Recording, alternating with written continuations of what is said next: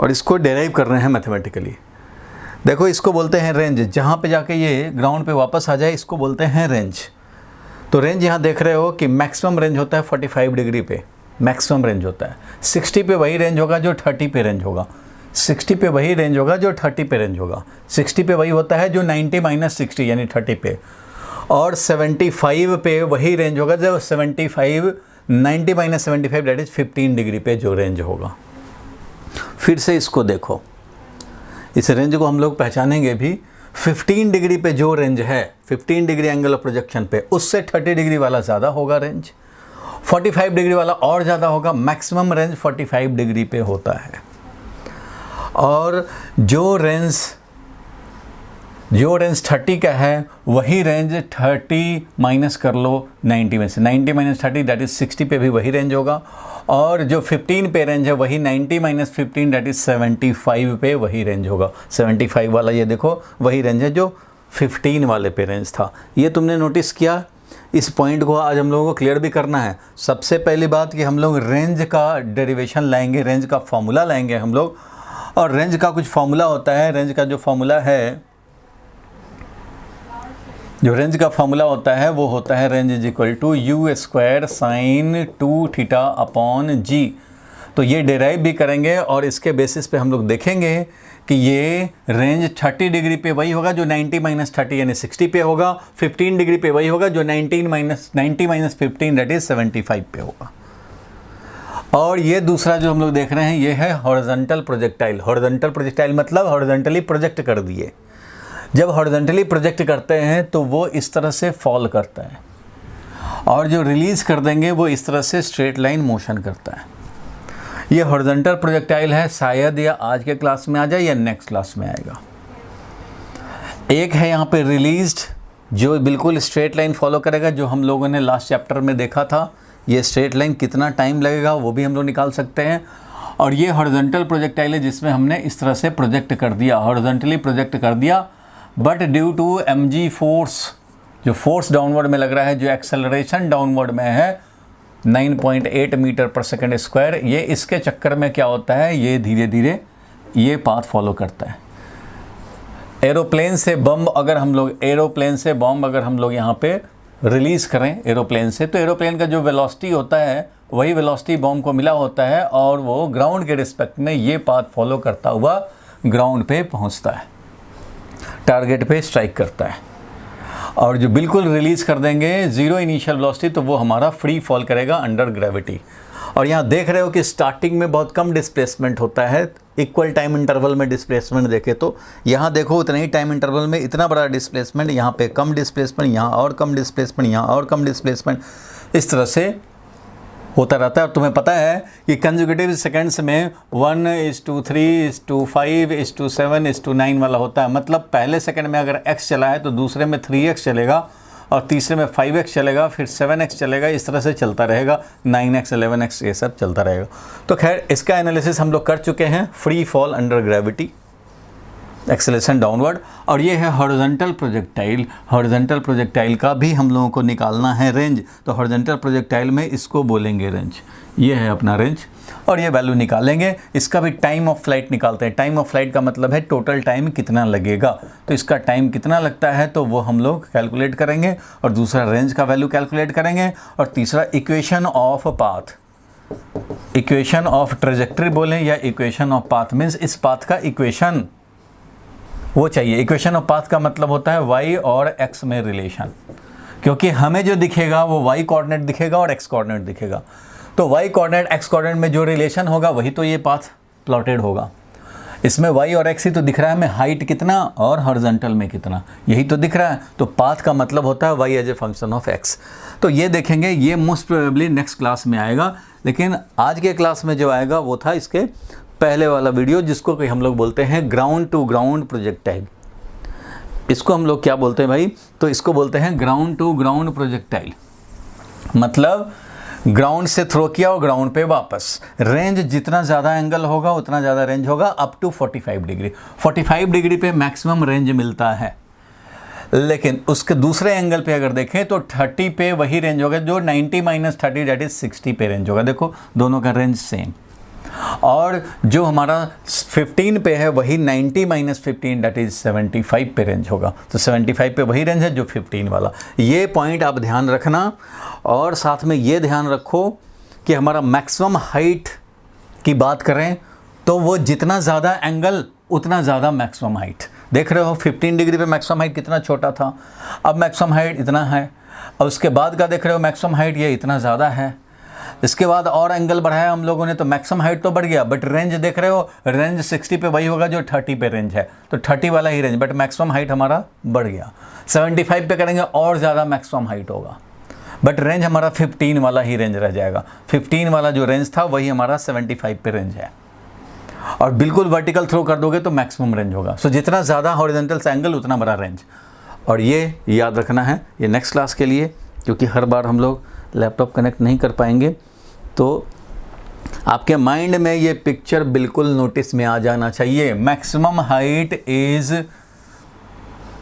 More when angle of projection is more. Angle of projection 90 तक ही हो सकता है, तो 90 जब होगा तो मैक्सिमम हाइट होगा, ये इस तरह से मैक्सिमम हाइट होगा। जब आप 60 पे कर रहे हो ज़्यादा एंगल हो प्रोजेक्शन का तो ज़्यादा मैक्सिमम हाइट होगा, बट रेंज के मामले में थीटा पे वही रेंज होता है जो 90 डिग्री माइनस थीटा पे रेंज होता है। ऐसा भी प्रोजेक्टाइल होता है जो ग्राउंड से स्टार्ट और सीधा एयर में ही रहे। प्रोजेक्टाइल का मतलब होता है any body projected not at 90 degree. 90 पर प्रोजेक्ट करोगे तो उसको प्रोजेक्टाइल नहीं बोलेंगे, वो तो बेचारा स्ट्रेट लाइन मोशन करेगा। बट 90 डिग्री के अलावा angle of projection is not equal to 90 degree, तो इसको हम लोग प्रोजेक्टाइल बोलेंगे। चाहे वो 89 डिग्री का प्रोजेक्शन हो गया हो, या हमारा 60 डिग्री पे प्रोजेक्शन हुआ हो, या 45 डिग्री पे प्रोजेक्शन हुआ हो, या 30 डिग्री पे प्रोजेक्शन हुआ हो, या 15 डिग्री पे प्रोजेक्शन हुआ हो, कोई भी, इन सबको हम लोग प्रोजेक्टाइल मोशन बोलेंगे। ज़ीरो एंगल ना हो। ज़ीरो एंगल होगा अगर हॉरिजॉन्टल से ही एंगल लेना है, ज़ीरो एंगल मतलब इसी में तुमने रबिंग कर दी तो वो थ्रो नहीं हुआ, प्रोजेक्टाइल नहीं हुआ। तो जीरो नहीं होना चाहिए, जीरो हो भी नहीं सकता। जीरो होगा तो तुमने प्रोजेक्ट ही नहीं किया। इसका मतलब जीरो का मतलब क्या, इसी पे ऐसे कर रहे हैं, ऐसे करने से प्रोजेक्टाइल थोड़ी बनेगा। एयर में projected but not at 90 degree, तो ये ध्यान रखना है, इसको बोलते हैं प्रोजेक्टाइल। जो थ्रो करते हैं उसको बोला प्रोजेक्टाइल, और इस मोशन को बोला प्रोजेक्टाइल मोशन। जो प्रोजेक्टेड है इसको हम लोग प्रोजेक्टाइल बोल रहे हैं, और इस मोशन को प्रोजेक्टाइल मोशन बोल रहे हैं। पाथ ऑफ द प्रोजेक्टाइल या equation of trajectory of the projectile, ये है रेंज ऑफ द प्रोजेक्टाइल, ये है maximum height of the projectile. तो इस तरह से angle of projection and initial velocity, ये सब टर्म है। हम लोगों ने लास्ट क्लास में भी थोड़ा सा देखा था, अब उसको हम लोग, वो इंट्रोडक्टरी बात था, अब ज़रा इसका डिटेल हम लोग थोड़ा डिस्कशन करें। तो भाई ठीक है, ग्राउंड टू ग्राउंड प्रोजेक्टाइल सबसे पहले देखना होता है। इसका मैं डायग्राम पहले बना दूं कि भाई ये हॉरिजॉन्टल है और यहाँ से हमने प्रोजेक्ट किया, speed of projection, angle of projection और पाथ टेकन, इस तरह से ये चला, और ये है मैक्सिमम हाइट। निकालना पड़ सकता है, निकालना है, लेकिन सबसे पहले टारगेट करेंगे हम लोग range and time of flight. तो रेंज है ये भाई, मान लो इसका एनालिसिस करने के लिए हम लोग को भाई, क्योंकि ये 2 डायमेंशनल मोशन है। 2 डायमेंशनल मोशन बोलने का मतलब है कि ये 2 डायरेक्शन में इसका मोशन हो रहा है, एक्स की तरफ भी बढ़ रहा है, वाई की तरफ भी। तो इसको एनालाइज करने के लिए हम लोग 2 एक्सिस ले लेते हैं। 2 एक्सिस लेंगे, एक हमारा वर्टिकली वाई एक्सिस और दूसरा हॉरिजॉन्टल में चलेगा, वो होगा एक्स एक्सिस। तो भाई इधर है अपना एक्स एक्सिस, इधर वाई एक्सिस, ठीक है भाई। अब एक्स एक्सिस में जो रेंज है वो निकालना है और टाइम ऑफ फ्लाइट निकालना है। कैपिटल टी से रिप्रेजेंट करते हैं टाइम ऑफ फ्लाइट। तो ये time of flight is the total time taken in air. Air में टोटल टाइम कितना, अगर मान लो यहाँ ग्राउंड नहीं होता, ये टावर पे होते, टावर से प्रोजेक्ट कर देते, तो ये ऐसे जाता और ये टावर के नीचे चला जाता, फिर ऐसे। तो इस पूरे टाइम को फिर टाइम ऑफ फ्लाइट बोलते हैं। अब कोई इसको यहीं पे मान लो किसी रीज़न से यहीं पकड़ लिए, तो टाइम ऑफ फ्लाइट इतना ही टाइम बोला जाएगा। टाइम ऑफ फ्लाइट का मतलब है एयर में कितना टाइम स्पेंड किया। और टाइम ऑफ फ्लाइट फॉर्मूला आता है, जो भी आ जाएगा थोड़ी देर में, 2u sin theta upon g। और रेंज हमें निकालना है। रेंज का फॉर्मूला मैंने अभी लिखा था थोड़ी देर पहले, बट हाँ चलो अब हम लोग स्टार्ट करते हैं इसका मोशन। तो उसके लिए भाई सबसे पहले तो ज़रूरी है जो एयर में जितना टाइम वो एयर में रहा, हाँ जितना टाइम एयर में रहा उसको बोलते हैं हम लोग time of flight, total time of flight in air. तो एयर में जितना ज़्यादा टाइम स्पेंड किया उतना ज़्यादा हमारा टाइम ऑफ फ्लाइट होगा। ठीक है भाई। तो इसके लिए मैंने बताया भाई कि पहले तो हम लोग को एनालाइज करने हैं। तो लास्ट डे का याद होगा कि 2D मोशन को एनालाइज करने का वर्किंग रूल क्या था भाई? तो split 2D motion into 2 one dimensional motion, one along x axis and the other along y axis. याद होगा, एक्स एक्सिस की तरफ लिखोगे तो सारे 1D के इक्वेशन लिखेंगे, लेकिन सिर्फ एक्स कंपोनेंट से मतलब रखेंगे। v equal to u plus a t है तो v x is equal to u x plus a t, ये हम लोगों ने ए एक्स टी ऐसा हम लोग लिख करके काम चलाते हैं। मतलब जब x डायरेक्शन में डील करेंगे तो सिर्फ x कंपोनेंट से मतलब रखेंगे, और y की तरह जब डील करेंगे तो यहाँ पे y component s y is equal to u y t plus half a y t square, ये सब मैंने लास्ट क्लास में थोड़ा इंट्रोड्यूस किया था। जब x एक्सिस की तरफ लिखोगे ओनली x कंपोनेंट डील करेंगे, y एक्सिस की तरफ लिखेंगे only y component, u y a y s y ये सब हम लोग डील करेंगे। ठीक है भाई। तो इसका कैसे यूज़ करेंगे तो थ्योरेटिकल बात हो गई। अब इसका हम लोग अप्लाई करके प्रोजेक्टाइल मोशन में दिखाएंगे। अभी तो हमें चाहिए होगा दोनों कंपोनेंट, x कंपोनेंट कितना, y कंपोनेंट कितना। तो भाई इधर x एक्सिस के अलोंग हम लोग यहाँ पे for motion along x axis जब भी कंसिडर करेंगे मोशन अलोंग x एक्सिस, तो उस कंडीशन में सिर्फ x कंपोनेंट की बात होगी। तो बताओ भाई इनिशियल वेलोसिटी का x कंपोनेंट कितना है?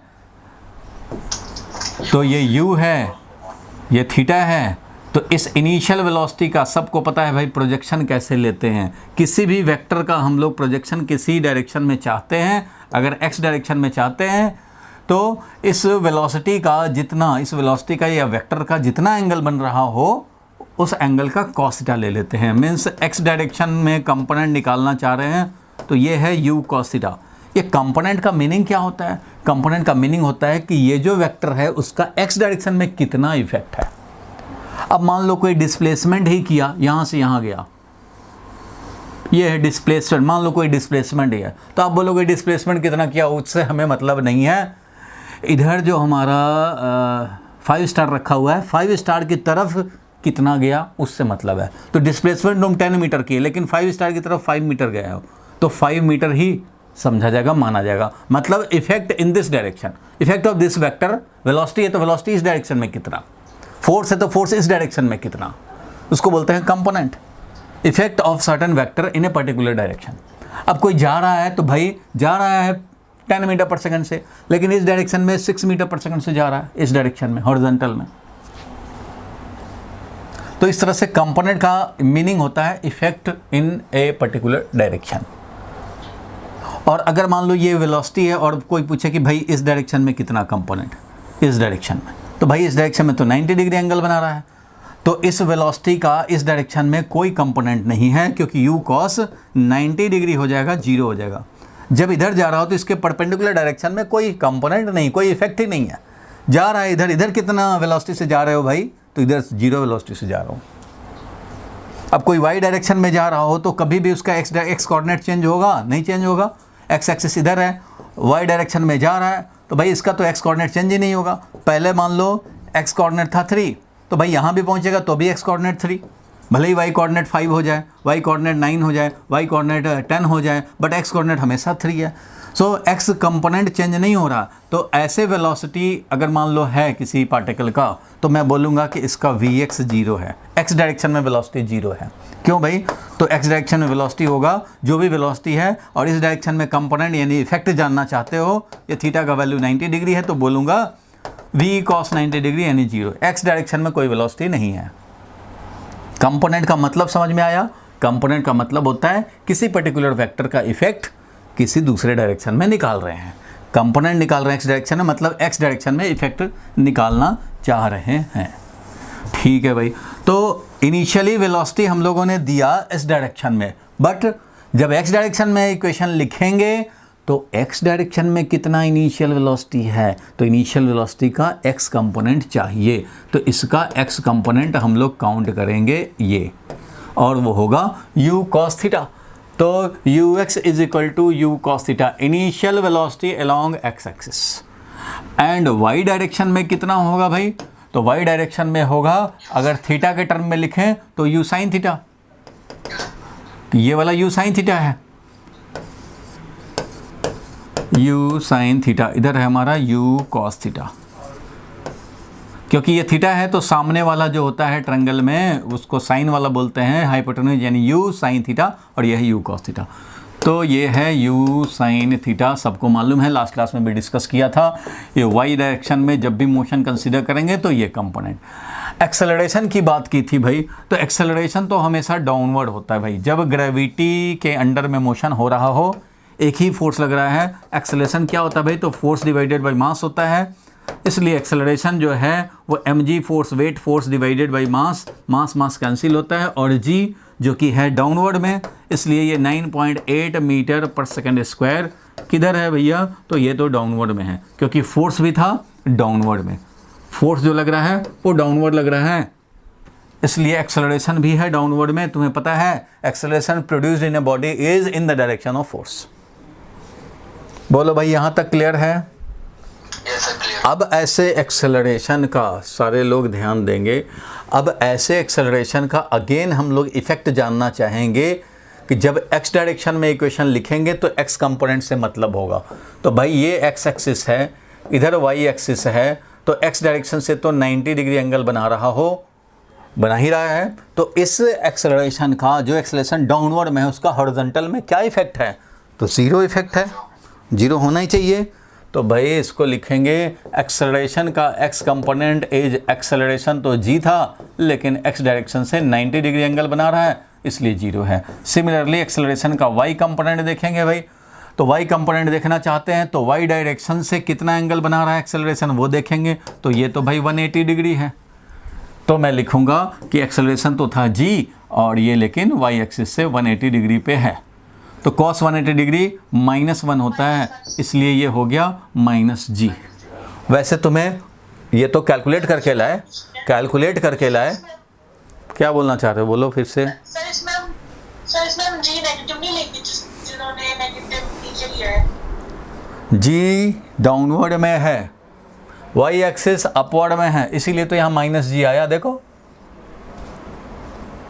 सर एक्स एक्सिस में, x एक्सिस की तरफ भाई एक्सेलरेशन डाउनवर्ड में है और x एक्सिस की तरफ कंपोनेंट निकालना चाहते हो, तो यहाँ निगेटिव क्यों लिखेंगे भाई, यहाँ तो इसका कंपोनेंट देख रहे हो जीरो है, x डायरेक्शन में तो एक्सेलरेशन है ही नहीं, एक्सेलरेशन तो वर्टिकली डाउनवर्ड था, ये था एक्सेलरेशन।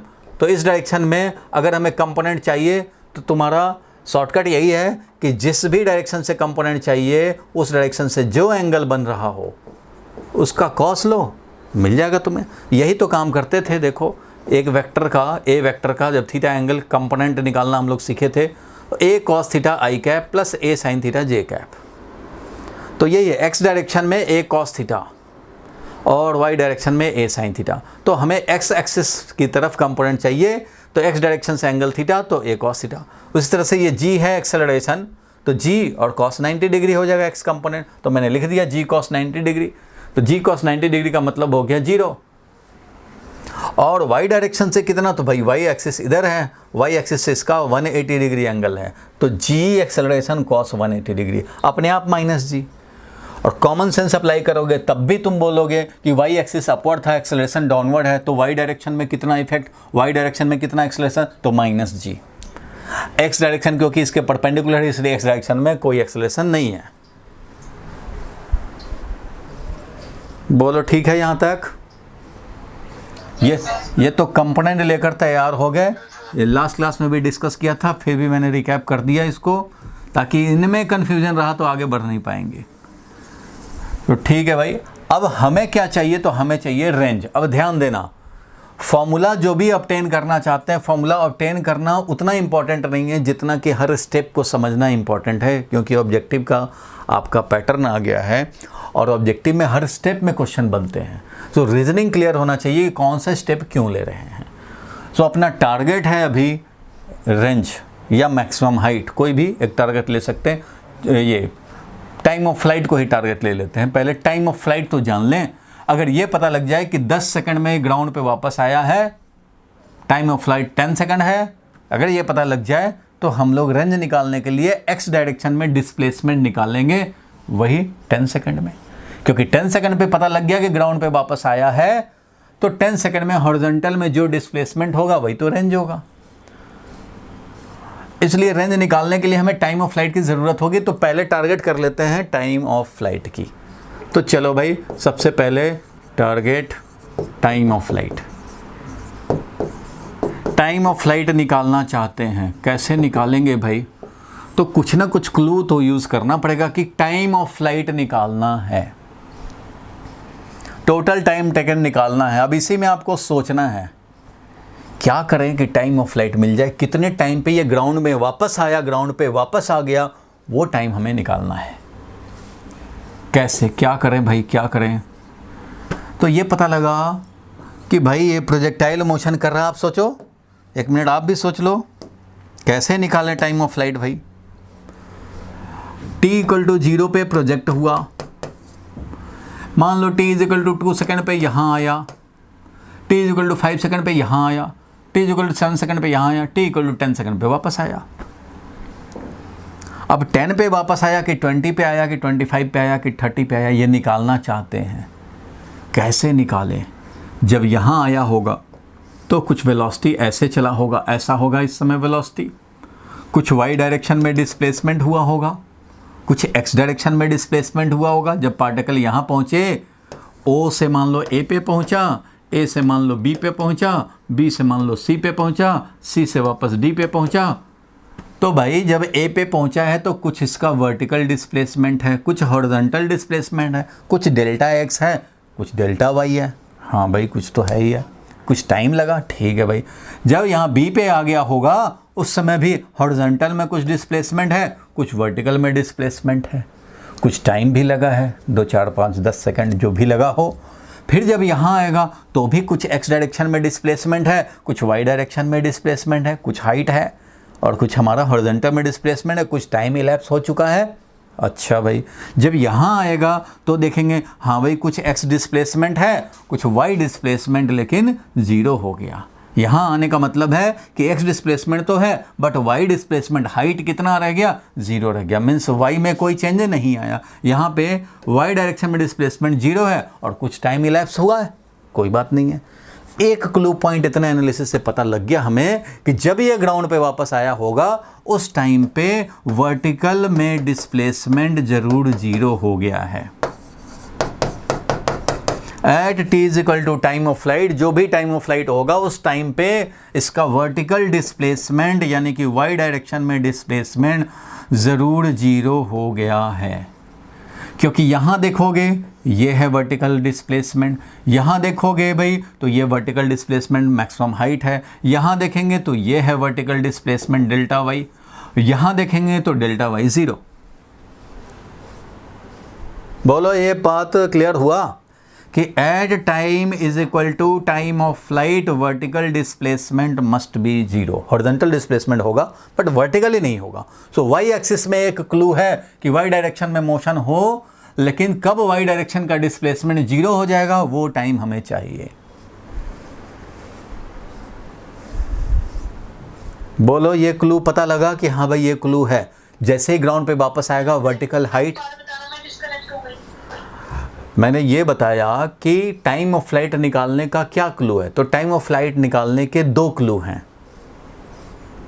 नंबर 1 क्लू ये है कि जैसे जैसे प्रोजेक्टाइल आगे बढ़ रहा है वर्टिकल कंपोनेंट कुछ आया, यहाँ आएगा वर्टिकल कंपोनेंट कुछ और हो जाएगा भाई, और बढ़ गया। यहाँ आए वर्टिकल कंपोनेंट मैक्सिमम हाइट हो जाएगा, यहाँ आए वर्टिकल कंपोनेंट ये हो जाएगा, यहाँ आए वर्टिकल कंपोनेंट ये हो जाएगा, यहाँ आए वर्टिकल कंपोनेंट ये हो जाएगा, यहाँ आया तो वर्टिकल कंपोनेंट ये है, यहाँ आया तो वर्टिकल कंपोनेंट 0 है।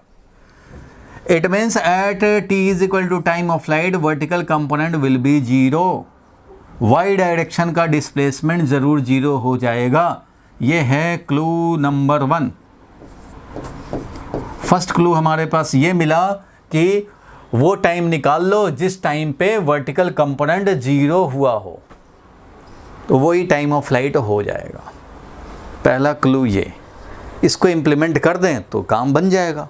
तो ठीक है भाई, इसको इम्प्लीमेंट कर दिया जाए, फिर दूसरा क्लू मतलब दूसरा मेथड बन जाएगा। फिलहाल एक मेथड तो समझ में आया कि वर्टिकल कंपोनेंट 0 हो जाने का टाइम चाहिए। तो यहाँ पे मैं ये लिख रहा हूँ कि at t is equal to capital t time of flight, displacement along y axis that is delta y must be 0। ये तो भाई एक फैक्ट है, हमने ऑब्जर्व किया, इसी का यूज़ कर लेंगे, इससे हमें टाइम ऑफ फ्लाइट मिल जाएगा। It means we need time value, time value हमें चाहिए for which vertical displacement that is delta y becomes 0। ये तो कंक्लूजन समझ में आया कि ये काम करना होगा। अब कैसे करें भाई? तो भाई करो, वाई डिस्प्लेसमेंट निकालो। वाई डिस्प्लेसमेंट क्या होगा भाई? तो वाई डायरेक्शन में डिस्प्लेसमेंट होगा u y t plus half a y t square.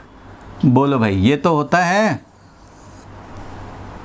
हमें टाइम चाहिए और एस वाई पता है कि एस वाई 0 करना है और टाइम चाहिए, तो भाई ठीक है, ए वाई पता है, यू वाई भी पता है, तो यही बेस्ट इक्वेशन होगा तुम्हारे पास, जिसमें कि एस वाई तुम्हें नोन है, डेल्टा वाई नोन है कि 0 करना है, you why you sine theta है ये भी नोन है, और ए वाई जो है हमारा वो ए वाई हमारा माइनस जी है, ये भी नोन है, तो टाइम मिल जाएगा। ठीक है भैया, तो दिस इम्प्लाइज कि इसको हमने 0 रखना है, तो 0 रख करके टाइम के लिए सॉल्व कर लेंगे भाई। कब 0 होगे? इक्वेशन से पूछ रहे हैं कि भाई डेल्टा वाई तुम कब 0 होगे?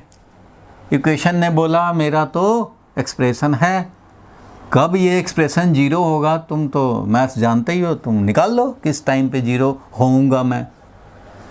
तो भाई उसके लिए रमेश क्या करेगा? इसको 0 रख करके और टाइम के लिए सॉल्व कर लेगा कि कौन सा टी वैल्यू के लिए ये 0 हो जाएगा।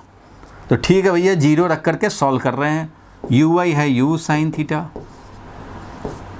Into t plus half into acceleration, acceleration y direction में कितना है भाई? तो माइनस जी है, इंटू टी स्क्वायर। ये है इक्वेशन।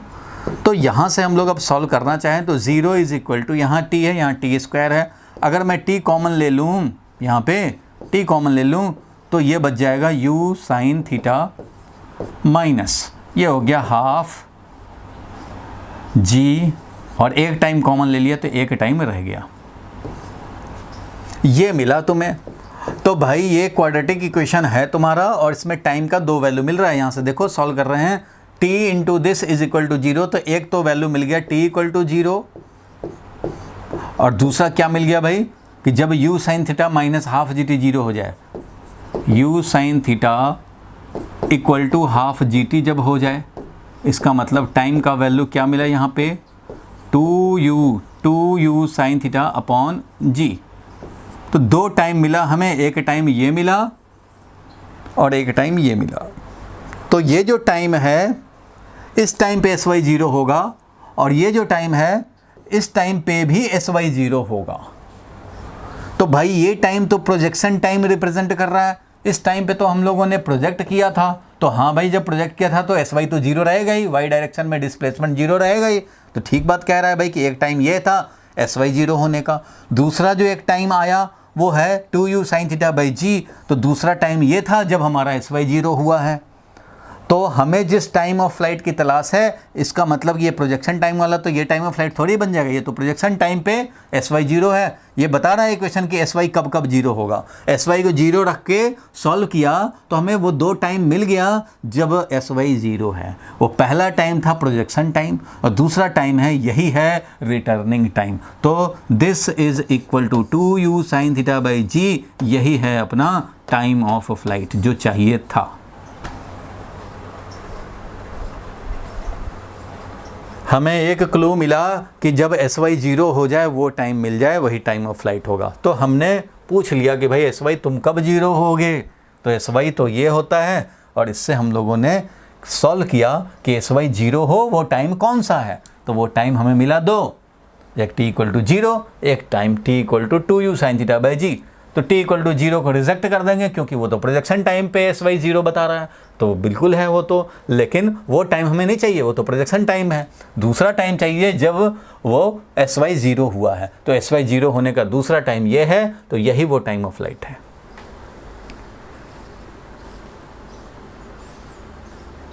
बोलो भाई, क्लियर हुआ? सर बोलो डाउट। सर पी के बाद ऑब्जेक्ट नीचे फॉल कर रहा है, ग्रेविटी में नीचे ही है, तो सर वो नेगेटिव कैसे है? कहाँ नेगेटिव है? कहाँ? सर ए वाई में। ये यस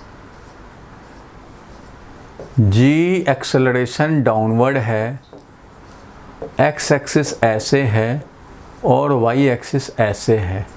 मैंने क्या बताया कि किसी वेक्टर का कंपोनेंट किसी डायरेक्शन में चाहिए तो उस डायरेक्शन से एंगल देख लो और इस ए वेक्टर में कॉस थीटा से मल्टीप्लाई कर दो तो मिल जाएगा इस डायरेक्शन में कंपोनेंट। अब इस वेक्टर का तुम्हें इस डायरेक्शन में कंपोनेंट चाहिए, ये एंगल अल्फा बना रहा हो, तो इस डायरेक्शन में जो कंपोनेंट मिलेगा ये वो मिल जाएगा तुम्हें ए कॉस अल्फा, ये वाला कंपोनेंट ए कॉस अल्फा। अगर तुम्हें इस डायरेक्शन में चाहिए तो इस डायरेक्शन से एंगल अगर बन रहा है बीटा, तो ये ए का कंपोनेंट इस डायरेक्शन में क्या हो जाएगा भाई, तो इस डायरेक्शन में यहाँ परपेंडिकुलर से डालो और ये हो जाएगा ए कॉस बीटा। तो जिस डायरेक्शन में कंपोनेंट चाहिए किसी वेक्टर का, उस डायरेक्शन से देखो कि एंगल कितना है और उस एंगल का कॉस से मल्टीप्लाई कर दो, मिल जाएगा कंपोनेंट। हमने देखा एक्स कंपोनेंट के लिए कि एक्सेलरेशन का एक्स डायरेक्शन से एंगल 90 डिग्री है, इसलिए एक्स कंपोनेंट होगा जी कॉस 90 डिग्री। वाई डायरेक्शन से कितना एंगल है भाई, तो वाई डायरेक्शन से हमारा 180 डिग्री का एंगल है, तो 180 डिग्री का एंगल है, तो ए वाई क्या हो जाएगा, मीन्स एक्सेलरेशन का वाई कंपोनेंट क्या हो जाएगा भाई, तो होगा एक्सेलरेशन वैल्यू यानी जी और कॉस 180 डिग्री, कॉस 180 -1 होता है इसलिए -g हो गया। सो ए वाई इज -g। वैसे भी तुम्हारा कॉमन सेंस कहता है कि वाई डायरेक्शन अगर अपवर्ड ले रखे हो और एक्सेलरेशन डाउनवर्ड है, तो वाई डायरेक्शन का एक्सेलरेशन जो लिखूंगा तो -g लिखूंगा, क्योंकि +g लिख दिया तो मतलब अपवर्ड हो जाएगा एक्सेलरेशन। ए वाई अगर हमने +g लिख दिया तो इसका मतलब वाई डायरेक्शन में पॉजिटिव, तो इधर एक्सेलरेशन हो जाएगा, लेकिन तुम्हें पता है कि एक्सेलरेशन तो डाउनवर्ड है, सो वाई डायरेक्शन का एक्सेलरेशन विल बी -g, मतलब जिधर पॉजिटिव है वाई डायरेक्शन उससे अपोजिट, तो वही रिप्रेजेंट हो रहा है। चाहे कॉमन सेंस से सोचो या ये जो बेसिक बात है कि हमें किसी भी डायरेक्शन में कंपोनेंट चाहिए तो उस डायरेक्शन से एंगल देखो और कॉस एंगल से मल्टीप्लाई कर दो, तो जी कॉस 180 हुआ। तो ये तो ए एक्स ए वाई निकाल लिया, ये क्लियर हुआ? सर अगर कोई पार्टी नीचे आ रही है तो हम उसका एक्सेलरेशन पॉजिटिव लेंगे? देखो आप पढ़ते ज़्यादा हो, अगर आप 10 जगह की बात पढ़ोगे और 10 जगह को मिक्स करना चाहोगे तो सब कन्फ्यूज़न हो जाएगा। आपको मैंने पहले के क्लास में कई बार बताया है कि किधर पॉजिटिव लेना है किधर नेगेटिव लेना है। पॉजिटिव लेना अपनी मर्जी है, आप अपवर्ड पॉजिटिव लेके भी इक्वेशन सॉल्व कर सकते हो, डाउनवर्ड पॉजिटिव लेके भी सॉल्व कर सकते हो। और किसी वेक्टर का क्या साइन लेना है, एक्सेलरेशन या वेलोसिटी का क्या साइन लेना है, वो डिपेंड करता है कि हमने किधर पॉजिटिव लिया है। अगर आप अपवर्ड पॉजिटिव लेते हो तो एक्सेलरेशन विल बी -g, और अगर आप डाउनवर्ड पॉजिटिव लेते हो तो एक्सेलरेशन विल बी +g। फिर से बोल रहा हूँ, जिधर आप डायरेक्शन पॉजिटिव लेते हैं जो कि आपकी मर्जी है, उसके हिसाब से साइन होगा। अगर आपने अपवर्ड पॉजिटिव लिया है तो एक्सेलरेशन -g लिखोगे, डाउनवर्ड पॉजिटिव लिया है तो एक्सेलरेशन +g लिखोगे। आपने अभी क्वेश्चन में पूछा कि जब अपवर्ड जा रहा होगा तो क्या एक्सेलरेशन -g लेंगे। अपवर्ड जा रहा होगा यानी वेलोसिटी पे हम लोग एक्सेलरेशन का साइन डिसाइड करें कि डाउनवर्ड जा रहा है और अपवर्ड जा रहा है तो उस हिसाब से साइन, वो ऐसे नहीं होता है डिसाइड। एक्सेलरेशन का साइन वेलोसिटी देख के नहीं डिसाइड होता है, एक्सेलरेशन का साइन अपना पॉजिटिव किधर लिए हो वो देख के डिसाइड होता है। वेलोसिटी का भी साइन पॉजिटिव किधर लिए हो वो देख के डिसाइड होता है। वेलोसिटी का साइन देख करके एक्सेलरेशन का साइन डिसाइड नहीं होता, या एक्सेलरेशन का साइन देख करके एक्सेलरेशन का डायरेक्शन देख करके वेलोसिटी डिसाइड नहीं होता। एक्सेलरेशन डाउनवर्ड है तो डाउनवर्ड हमेशा है, वेलोसिटी तो अपवर्ड भी हो सकता है, डाउनवर्ड भी हो सकता है। हमें वेलोसिटी से एक्सेलरेशन, वेलोसिटी के डायरेक्शन से एक्सेलरेशन के साइन नहीं डिसाइड करने हैं, हमें अपना कौन सा पॉजिटिव तुमने लिया उससे डिसाइड होने हैं वेलोसिटी भी और एक्सेलरेशन के साइन भी। तो आप जो डाउट पूछ रहे हो कि अपवर्ड जाएगा तब भी -g होगा, तो अपवर्ड जाए चाहे डाउनवर्ड जाए उससे मतलब नहीं है हमें मतलब इससे है कि हमने पॉजिटिव किधर लिया। अपवर्ड लिया है तो एक्सेलरेशन -g होगा, चाहे वेलोसिटी किधर भी रहे। अगर मान लो क्रिकेट बॉल को हमने इधर थ्रो कर दिया, इधर थ्रो कर दिया, इधर थ्रो कर दिया, अपवर्ड थ्रो कर दिया, डाउनवर्ड थ्रो कर दिया, किधर भी थ्रो कर दिया, उससे क्या, एक्सेलरेशन तो हमारा g डाउनवर्ड रहेगा। अगर हमने अपवर्ड पॉजिटिव लिया है तो g हमेशा निगेटिव बोलेंगे। वेलोसिटी से हमें क्या लेना देना है, कोई लेना देना नहीं है वेलोसिटी से। ये आप 9th में पढ़ते थे, अच्छा अपवर्ड जा रहा है तो एक्सेलरेशन निगेटिव ले लिए, डाउनवर्ड जा रहा है तो एक्सेलरेशन, ये सब तो अपने मन में बैठाए हुए बात हैं। आप कहीं का सोल्यूशन देखें, उसमें क्लियर तो किया हुआ नहीं किधर पॉजिटिव लिया किधर नहीं लिया, उसको सोल्यूशन देख के आप अपने माइंड में सेट कर लेते हैं कि अच्छा इधर जा रहा है तो ये हो रहा है। वैसे नहीं होगा, वो आप सोल्यूशन देख के माइंड में सेट कर रहे हैं, वो चीज़ नहीं है। मैंने क्लियरली बताया आपको कि जिधर पॉजिटिव लेने का मन हो उधर पॉजिटिव लो, उस पर चिपक जाओ, उसी पे फॉलो करो, उसके हिसाब से एक्सेलरेशन का साइन, वेलोसिटी का साइन, डिस्प्लेसमेंट का साइन, सब उस पर डिपेंड करेंगे कि तुमने पॉजिटिव किधर लिया है। आपस में एक दूसरे को देख के नहीं डिसाइड करेंगे। बोलो, क्लियर हुआ? Yes sir. जिसने डाउट पूछा था क्लियर हुआ? बोलो, नहीं हुआ क्लियर? उसमें आप ध्यान दो कि अपवर्ड जा रहा है या डाउनवर्ड जा रहा है, उससे हम एक्सेलरेशन का साइन नहीं डिसाइड करते हैं। मैंने आपको स्टार्टिंग में बताया था कि 3 स्टेप। पहला स्टेप, आप डिसाइड करो किधर पॉजिटिव लेना चाहते हो, और आपको मैंने अपवर्ड पॉजिटिव डाउनवर्ड पॉजिटिव सब ले करके तो दिखाया, उससे कोई फ़र्क नहीं पड़ता, आंसर उतना ही आना है। आप जिधर पॉजिटिव लेना चाहते हो उधर लो, लेकिन उस पर स्टिक करो, तभी इक्वेशन में सॉल्व करके करेक्ट आंसर पाओगे, नहीं तो फिर बेकार हो जाएगा। आपको ना वेलोसिटी देख के एक्सेलरेशन बताने हैं, ना एक्सेलरेशन देख के वेलोसिटी बताने हैं। दोनों अलग अलग चीज़ है, दोनों का साइन लेने में एक दूसरे का साइन देखने की ज़रूरत नहीं है। अगर एक्सेलरेशन पॉजिटिव है तो वेलोसिटी निगेटिव पॉजिटिव दोनों हो सकता है। अगर वेलोसिटी पॉजिटिव है तो एक्सेलरेशन पॉजिटिव निगेटिव दोनों हो सकता है। तो इसलिए इससे मतलब ही नहीं है वेलोसिटी से। अब मान लो तुम अपवर्ड जा रहा है तो वेलोसिटी अभी अपवर्ड है, बाद में ये डाउनवर्ड हो जाएगा। तो अगर अपवर्ड पॉजिटिव तुमने ले रखा है तो velocity will sometimes be positive and then it will become negative, जबकि एक्सेलरेशन तो भाई हमेशा ही निगेटिव है, क्योंकि अपवर्ड हमने पॉजिटिव ले रखा है। तो मैं ये थोड़ी सोचूंगा कि अपवर्ड जाएगा तब ये निगेटिव लेंगे एक्सेलरेशन, और डाउनवर्ड जाएगा तो नहीं लेंगे, ऐसा थोड़ी है। ये अगर हमने एक फिक्स कर लिया, इसी के हिसाब से अब एक्सेलरेशन निगेटिव है, चाहे वो अपवर्ड जा रहा हो चाहे डाउनवर्ड जा रहा हो। तो चलो, ये तो टॉपिक अलग हो गया, ये तो उसी समय पूछना चाहिए था जब यहाँ है। अभी ये बात हो चुकी है, यहाँ तक तो कोई डाउट नहीं। अब हम लोगों का टारगेट क्या था भाई? तो टाइम ऑफ फ्लाइट निकालना। तो टाइम ऑफ फ्लाइट निकालने के लिए हमने क्या किया भाई? तो एक क्लू पता चला हमें कि जैसे जैसे मोशन होगा, horizontal displacement, vertical displacement, horizontal displacement तो बढ़ता जा रहा है, यहाँ आया और बढ़ा, यहाँ आया और बढ़ा, यहाँ आया और बढ़ा। हॉरिजॉन्टल डिस्प्लेसमेंट तो बढ़ता जा रहा है, इंक्रीज हो रहा है, बट वर्टिकल डिस्प्लेसमेंट पहले ज़्यादा हुआ और ज़्यादा हुआ और ज़्यादा हुआ, लेकिन मैक्सिमम हाइट के बाद अब ये कम होना शुरू हुआ। अब वर्टिकल डिस्प्लेसमेंट कम हो रहा और कम हो रहा और कम हो रहा, और ग्राउंड पे जब वापस आया वर्टिकल कंपोनेंट SY 0 हो गया।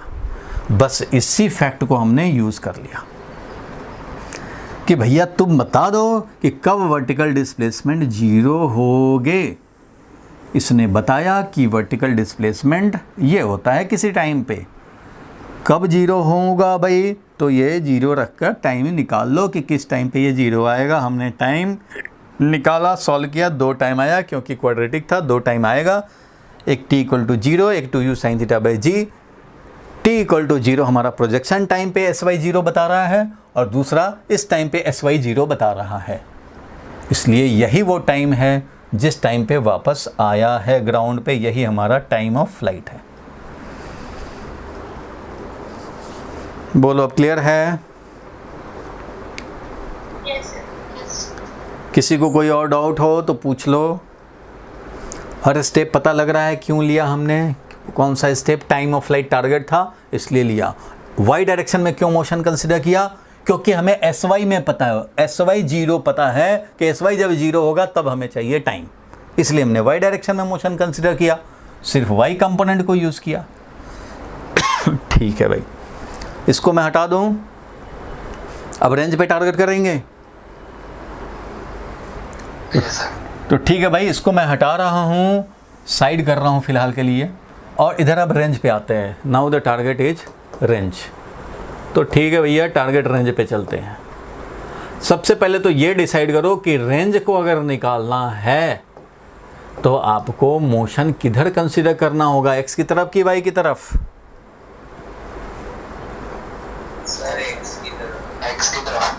रेंज निकालना है तो डिस्प्लेसमेंट अलोंग एक्स एक्सिस निकालना होगा भाई। डेल्टा एक्स ही रेंज होगा कब? जब मैं टाइम ऑफ फ्लाइट ले लूँ तब। जब ये पता लग चुका है कि 20 सेकंड में आया है ग्राउंड पे, तो 20 सेकंड में जो भी डिस्प्लेसमेंट हो जाएगा वही रेंज हो जाएगा। बोलो क्लियर है ये? डेल्टा एक्स का मतलब एस एक्स रेंज हो जाएगा कब? जब टाइम हमारा टाइम ऑफ फ्लाइट रहे तब। तो ये हम लोग इजीली निकाल सकते हैं। अच्छा, ये निकालेंगे, इसके पहले मैं वो चीज़ भी दिखा दूं कि एक क्लू तो ये था, क्लू नंबर 1, जिससे आपने टाइम ऑफ फ्लाइट निकाला। आप में से कुछ लोग सोच रहे हो दूसरा क्लू तो बताया ही नहीं सर। तो दूसरा क्लू भी अभी पहले डिस्कस कर देते हैं, फिर मैं टाइम ऑफ फ्लाइट पे आ जाऊंगा। दूसरा क्लू, इसको हटा दूं, ऊपर दिखा देता हूं। देखो भाई, दूसरा clue, method 2 for time of flight. अब आप बताओ कि आपके पास कोई और कुछ सोच में आया क्या जिससे टाइम ऑफ फ्लाइट निकल जाए? इससे कोई और भी अगर आपको मिलता है शॉर्टकट, कि कोई और भी मेथड मिल जाए जिससे टाइम ऑफ फ्लाइट हमें मिल जाए, बोलो क्या कोई माइंड में आ रहा है? सोचना ज़रूरी है भाई, ज़रूरी नहीं है कि आपको सोचे या तुरंत आंसर मिल जाए।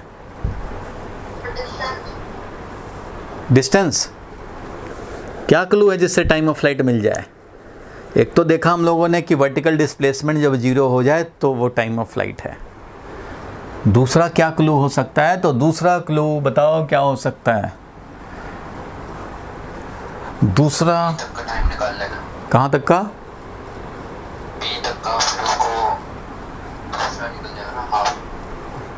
ठीक के लाइन पे जा रहे हो, ठीक लाइन पे जा रहे हो। मिड पॉइंट यानी कि हाईएस्ट पॉइंट तक जाने का टाइम मिल जाए तो उतना ही वापस आने का टाइम होता है, उसको डबल कर लें। हाईएस्ट पॉइंट तक जाने का टाइम किसी तरह से मिल जाए। हाईएस्ट पॉइंट तक जाने का टाइम कैसे मिलेगा भाई? तो यहाँ देख रहे हैं कि वर्टिकल कंपोनेंट ऑफ वेलोसिटी ये है। यहाँ आएंगे तो हॉरिजॉन्टल में होगा वेलोसिटी, कुछ वर्टिकल में होगा वेलोसिटी।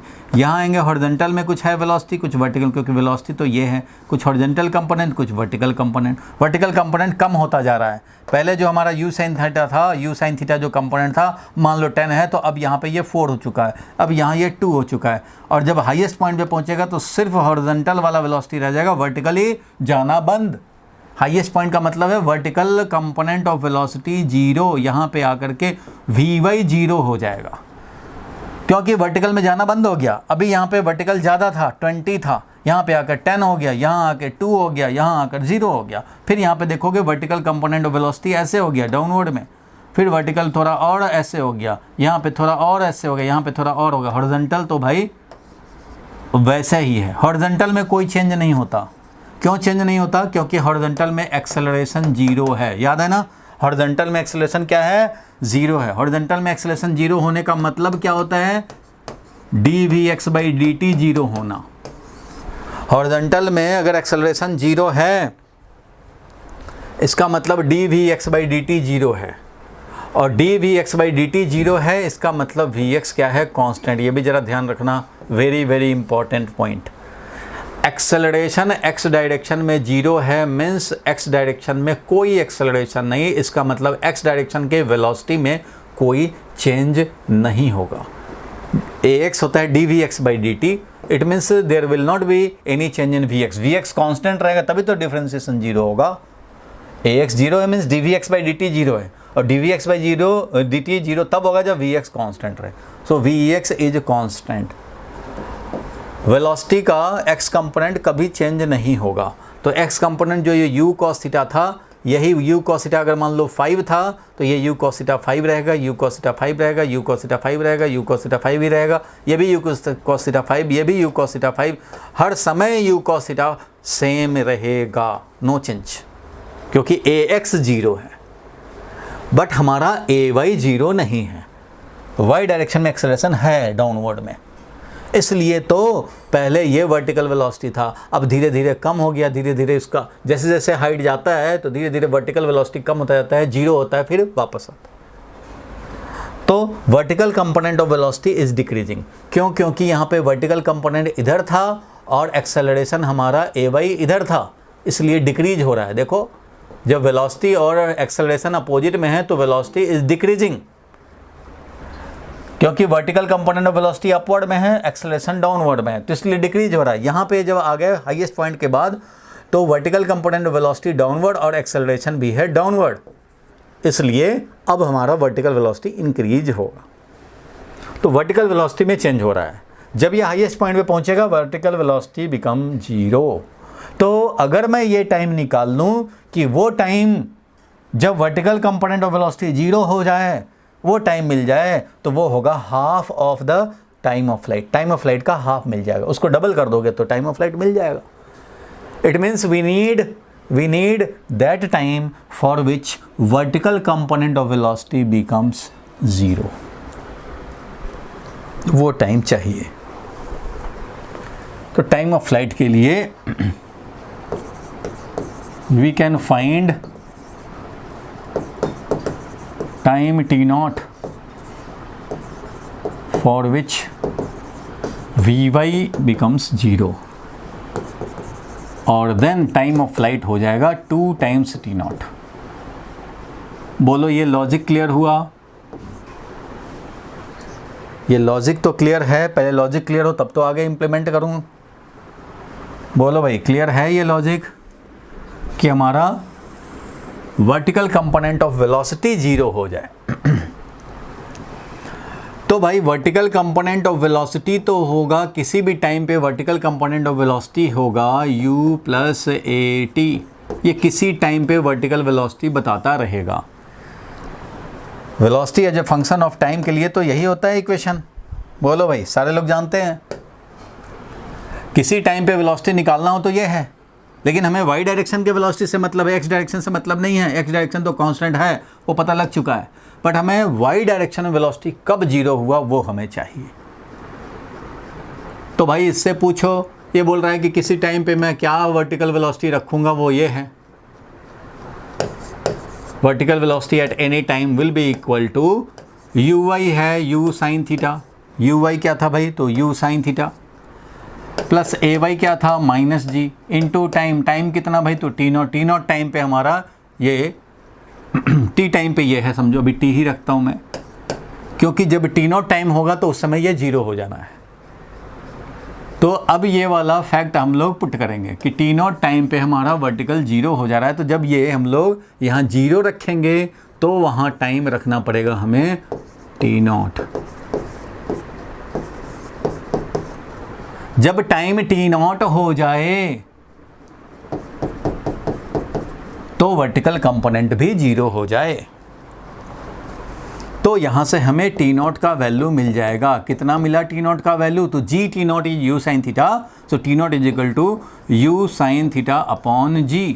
ये मिला हमें t0 टाइम जब वर्टिकल कंपोनेंट जीरो होता है। जब वर्टिकल कंपोनेंट जीरो होता है तो इसके बेसिस पे बोल देंगे कि टाइम ऑफ फ्लाइट तो 2 टाइम्स द टाइम t0, जिस टाइम पे वर्टिकल कंपोनेंट जीरो होता है, तो 2 into u sine theta by g. तो भाई मिल गया 2u sine theta by g. School वाले हो सकता है कि आपको एक ही मेथड कराएं, लेकिन मैं आपको दोनों मेथड इसलिए करा रहा हूं कि किसी के माइंड में कुछ भी स्ट्राइक कर सकता है क्लू पॉइंट, वो उसके हिसाब से सॉल्व कर सकता है। कोई लिमिटेशन लगाने की ज़रूरत नहीं है। हमने वो टाइम निकाला जब vertical component of velocity zero हो जाए, और जब ये टाइम मिल गया कि वर्टिकल कंपोनेंट ऑफ वेलोसिटी इस टाइम पे जीरो होता है, उसको डबल किया और टाइम ऑफ फ्लाइट निकाल लिया। तो टाइम ऑफ फ्लाइट ऐसे भी 2u sin थीटा बाई जी आएगा और ऐसे भी हम लोगों ने निकाला तो 2u sin थीटा बाई जी ही आएगा। बोलो भाई, क्लियर हुआ? Yes, sir. तो जब ये क्लियर हो गया तो अब हम लोग रेंज पे अटैक कर सकते हैं। तो दोनों में से आप कोई भी एग्ज़ाम में आए तो आप लिख सकते हैं, कोई बात नहीं। समझ गए? क्योंकि माइंड में कुछ भी स्ट्राइक कर सकता है, इस पे ऑब्जेक्टिव बन सकते हैं। ठीक है भाई। तो अब रेंज के लिए हम लोग बात करें। रेंज की बात कर रहे थे तो ये पता लगा भाई कि हमें रेंज तो एक्स डायरेक्शन का डिस्प्लेसमेंट ही रेंज हो जाएगा। एक्स डायरेक्शन में जो डिस्प्लेसमेंट यहाँ आया तो एक्स डिस्प्लेसमेंट ये है, यहाँ आया तो एक्स डिस्प्लेसमेंट ये है, यहाँ आया तो एक्स डिस्प्लेसमेंट ये है, यहाँ आया तो एक्स डिस्प्लेसमेंट ये है। और जब टाइम ऑफ फ्लाइट हो जाए तब जो एक्स डिस्प्लेसमेंट है वही रेंज है। इसलिए रेंज हमारा एक्स डिस्प्लेसमेंट ही है जब टाइम हो जाए टाइम ऑफ फ्लाइट। तो भाई किसी भी टाइम पे कितना होता है हॉरिजॉन्टल डिस्प्लेसमेंट डेल्टा एक्स, तो वो हमें पता है, you x t plus half a x t square. ये हमें बताएगा कि किस टाइम पे कितना एक्स डिस्प्लेसमेंट है। तो ठीक है भाई, ये इक्वेशन हम लोग लिख रहे हैं कि s x is equal to यानी delta x is equal to u x था कितना, यू एक्स कितना था, यू एक्स था यू कॉसिटा, यू एक्स था यू कॉसिटा। तो मैंने लिखा u cos theta into t plus half into a x कितना था, 0। तो ए एक्स 0 है इंटू टी स्क्वायर, इसलिए ये तो बेचारा बेकार हो गया। तो एस एक्स यानी कि एक्स डायरेक्शन में जो डिस्प्लेसमेंट है किसी भी टाइम पे होगा वो होगा यू कॉसिटा इंटू टाइम। ये है भाई, ये इक्वेशन कहता है कि तुम्हें जिस टाइम पे चाहिए वो टाइम रख दो इसमें, मैं उस टाइम पे एक्स डिस्प्लेसमेंट बता दूंगा। ये बताओ तुम कि ये वाला इक्वेशन जो है, मान लो इक्वेशन ए, ध्यान से सोच समझ के बताना कि ये इक्वेशन तुम्हें क्या दे सकता है। या मैं यूं बोलूं कि y is equal to 2x plus 5 है, ये इक्वेशन तुम्हें क्या दे सकता है। यही इक्वेशन बताओ, ये इक्वेशन तुम्हें क्या दे सकता है। x की, ठीक बोल रहे हो, x की वैल्यू ऑफ x, ये इक्वेशन वैल्यू ऑफ x दे सकता है, y नहीं दे सकता। y भी दे सकता है, y भी दे सकता है। तो ये इक्वेशन किसी पर्टिकुलर वैल्यू ऑफ x पे कॉरस्पॉन्डिंग वैल्यू ऑफ y दे सकता है। x का वैल्यू 2 पे y क्या होगा वो दे सकता है, x का वैल्यू 3 पे y क्या होगा ये दे सकता है, x इक्वल टू 0 पे y क्या होगा ये दे सकता है, और x इक्वल टू 4 पे y क्या है वो भी दे सकता है, और भी कुछ दे सकता है, बोलो। और भी दे सकता है, और ये भी दे सकता है कि y का वैल्यू जब 2 हो तो x क्या होगा वो भी दे सकता है, और जब y का वैल्यू 3 हो तो x क्या होगा वो भी दे सकता है, और y का वैल्यू मैं चाहता हूँ कि 0 हो तब क्या होगा तो वो भी दे सकता है। It means for certain value of x we can obtain certain value corresponding value of y, and for certain value of y we can obtain corresponding value of x। x पता है तो y निकालो, y पता है तो x निकालो, दोनों देगा। ये नहीं कि ऐसे लिखा हुआ है तो खाली x के वैल्यू रख के y मिलेगा, नहीं, y रख के भी x मिलेगा। वैसे ही ये वाला इक्वेशन क्या बता सकता है, तो ये बता सकता है किसी भी टाइम पे x डिस्प्लेसमेंट, किसी भी टाइम पे x डिस्प्लेसमेंट बता सकता है कि नहीं। किसी टाइम पे जो भी टाइम रखोगे उस टाइम के कॉरस्पॉन्डिंग x डिस्प्लेसमेंट बताएगा। अगर मान लो 5 सेकंड पे यहाँ था तो अगर t का वैल्यू 5 सेकंड रखें तो ये वाला हमें डेल्टा x बता देगा, 6 रखें तो ये वाला डेल्टा x बता देगा, 8 रखें t का वैल्यू तो ये वाला डेल्टा x बता देगा, 10 रखें तो ये वाला डेल्टा x बता देगा। तो वही टाइम जब रखेंगे टाइम ऑफ फ्लाइट तो हमें डेल्टा x बता देगा, वही रेंज हो जाएगा। तो ठीक है भैया, at t is equal to capital t, जब हम टाइम का वैल्यू कैपिटल टी रख दें देन एस एक्स ही हमारा रेंज हो जाएगा। इसलिए यहाँ से हम लोग बोल सकते हैं कि range is equal to u cos theta, और टाइम का वैल्यू क्या रख दो भाई, तो टाइम ऑफ फ्लाइट रख दो। जैसे ही टाइम को टाइम ऑफ फ्लाइट रखा, अब ये डेल्टा एक्स रेंज बन चुका, इसलिए रेंज का वैल्यू आया u cos theta multiplied by time of flight था 2u sin थीटा अपॉन जी, और इससे मिलेगा हमें u square u into u square into 2 sin theta into cos theta. और सबको मालूम होना चाहिए कि 2 sin theta into cos theta trigonometry में 2 sin theta into cos theta is equal to होता है sin 2 थीटा। इसलिए ये क्या हो जाएगा, तो यू स्क्वायर sin 2 थीटा डिवाइडेड बाई जी, ये है रेंज। सो फाइनली रेंज का जो फॉर्मूला ऑब्टेन हुआ वो ऑब्टेन हुआ u square sin 2 theta upon g. ये सबको मालूम है ना भाई, 2 sin theta into cos theta होता है sin 2 थीटा, उसी तरह से cos 2 थीटा होता है 2 cos स्क्वायर थीटा माइनस 1, और cos थीटा का एक cos 2 थीटा का एक और एक्सप्रेशन होता है 1 माइनस 2 sin स्क्वायर थीटा। तो ये सब तो खैर ट्रिगोनोमेट्री का फॉर्मूला है जो सबको याद होना चाहिए, तो एटलीस्ट ये तो ज़रूर याद रहने चाहिए भाई, 2 sin theta into cos theta is equal to sin 2 theta. ठीक है, ये याद रखने हैं। तो रेंज का वैल्यू मिल गया, रेंज का वैल्यू हमें ऑब्टेन हो गया। ठीक है भाई, रेंज का वैल्यू ऑब्टेन हो गया। छोटा हो जा भाई, बोलो कोई परेशानी है इसमें? तो हम लोगों ने सबसे पहले उधर टाइम ऑफ फ्लाइट निकाल लिया, उस टाइम ऑफ फ्लाइट का यूज़ कर लिया इधर रेंज निकालने में। जैसे ही टी का वैल्यू कैपिटल टी रखा, वैसे ही ये डेल्टा एक्स बन जाएगा रेंज। बोलो यहाँ तक क्लियर है? Yes, sir. Yes, sir. Yes, sir.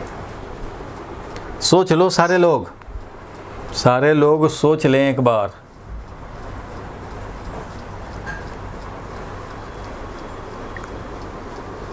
कोई जल्दी नहीं, क्लियर होते रहना चाहिए। बता दो डेल्टा एक्स कौन वाला? सचदेश। कौन वाला बता दूं? ये हाँ सर। मैंने बताया, देखो थोड़ा सिंसियरली देखो क्लास में, कि हमने रेंज निकालना था, टारगेट रेंज। तो भाई जब रेंज निकालना है तो ऑब्वियसली एक्स डायरेक्शन में मोशन कंसीडर करने हैं, और जब एक्स डायरेक्शन में मोशन कंसीडर करने हैं रेंज निकालने के लिए, तो हमें चाहिए होगा डिस्प्लेसमेंट। रेंज ही तो ये वाला लेंथ है, ये लेंथ मतलब डिस्प्लेसमेंट चाहिए। तो डिस्प्लेसमेंट अलोंग एक्स एक्सिस चाहिए। तो भाई डिस्प्लेसमेंट अलोंग एक्स एक्सिस निकल जाएगा, वही रेंज होगा, लेकिन किस टाइम पे डिस्प्लेसमेंट चाहिए? एक्स डायरेक्शन का। तो एक्स डायरेक्शन का डिस्प्लेसमेंट चाहिए हमें वो टाइम पे जो टाइम ऑफ फ्लाइट था। अगर ये 30 सेकंड तक टाइम ऑफ फ्लाइट था इसका, तो 30 सेकंड में क्या हुआ है हॉरिजॉन्टल डिस्प्लेसमेंट, वो चाहिए। अगर तुम 5 सेकंड पे निकालोगे तो तुम्हें ये मिलेगा डिस्प्लेसमेंट, 7 सेकंड पे निकालोगे तो ये मिला डिस्प्लेसमेंट, 9 सेकंड पे निकाले तो ये मिला डिस्प्लेसमेंट, और 10 सेकंड पे निकाले तो रेंज मिल गया डिस्प्लेसमेंट। क्यों भाई? क्योंकि 10 सेकंड हमारा टाइम ऑफ फ्लाइट था। तो इसलिए we need x displacement at time equal to time of flight. तो टाइम ऑफ फ्लाइट हमें पता है 2u sin theta by g. तो ठीक है भैया, मैं 2u sin थीटा बाई जी पे ही निकालूंगा। तो भाई एक्स डायरेक्शन में डिस्प्लेसमेंट होता क्या है? तो एक्स डायरेक्शन में डिस्प्लेसमेंट किसी भी टाइम पे निकालना हो तो s is equal to u t plus half t square वाला फॉर्मूला अप्लाई किया एक्स डायरेक्शन में। तो u x t plus half a x t square, a x तो भाई 0 था, तो ये तो बेचारा 0 हो गया। तो u कॉसिटा इंटू टी है। तो ठीक है भैया, delta x u cos theta into T है। जो टाइम रखोगे उस टाइम का डेल्टा एक्स बताएगा। तुम 2 सेकंड रखोगे तो 2 सेकंड का डेल्टा एक्स बताएगा, 5 सेकंड रखोगे 5 सेकंड का डेल्टा एक्स बताएगा, 8 सेकंड रखोगे 8 सेकंड का डेल्टा एक्स बताएगा, 10 सेकंड रखोगे 10 सेकंड का डेल्टा एक्स बताएगा, टाइम ऑफ फ्लाइट रखोगे तो टाइम ऑफ फ्लाइट वाले टाइम पे डेल्टा एक्स बताएगा। इसलिए हमने क्या किया, इस टी का वैल्यू कैपिटल टी रख दिया, तो जो डेल्टा एक्स मिलेगा वही रेंज होगा। तो हमने टी को बनाया कैपिटल टी और डेल्टा एक्स को बता दिया रेंज, क्योंकि इस टाइम पे जो डेल्टा एक्स डिस्प्लेसमेंट होगा वही तो रेंज है। तो range is nothing but you cos theta multiplied by time of flight. Time of flight का वैल्यू डाल दिया हमने 2u sin theta by g. तो ये u और ये u स्क्वायर हो गया sin 2 theta into cos theta divided by g, और 2 sin theta into cos theta को हम लोग बोलते हैं sin 2 थीटा, तो sin 2 थीटा अपॉन जी, ये बन गया फॉर्मूला। बोलो भाई क्या कन्फ्यूजन है? और सर यू cos थीटा की वैल्यू क्या हो सकती है? किसकी value? Sir you cos theta की। यू cos थीटा की वैल्यू कुछ भी हो सकती है। तुम कितना इधर रखे, 5 रखे, 10 रखे, क्या रखे, देखो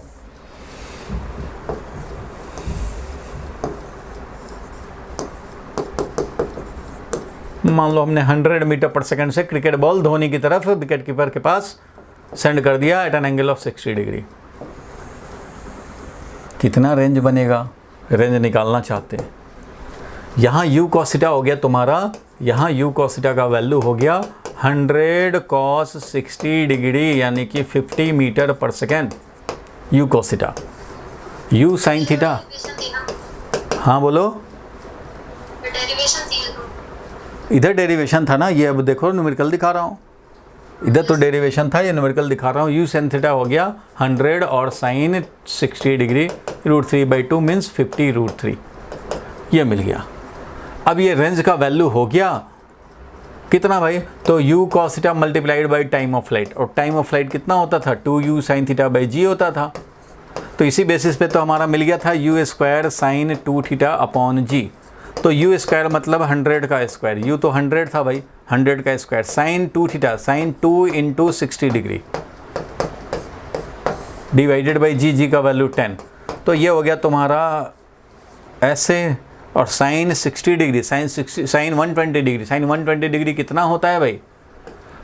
sin 90 डिग्री, इधर हमारा 60 डिग्री, इधर हमारा 120 डिग्री, sin 120 वही होता है जो sin 60 होता है, यानी √3/2। तो ये हो गया तुम्हारा √3/2 और डिवाइडेड बाई 10, एक जीरो कैंसिल, और ये हो गया तुम्हारा 500√3। 500√3 is the value of range. Range का वैल्यू हो गया 500√3।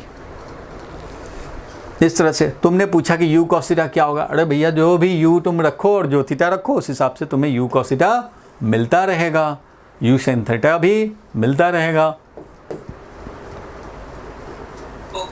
और रेंज निकालना हो, ऑब्जेक्टिव में आ जाए डायरेक्ट रेंज निकालना है तो ज़्यादा कुछ सोचना ही नहीं है, फॉर्मूला याद है वो अप्लाई करते नहीं।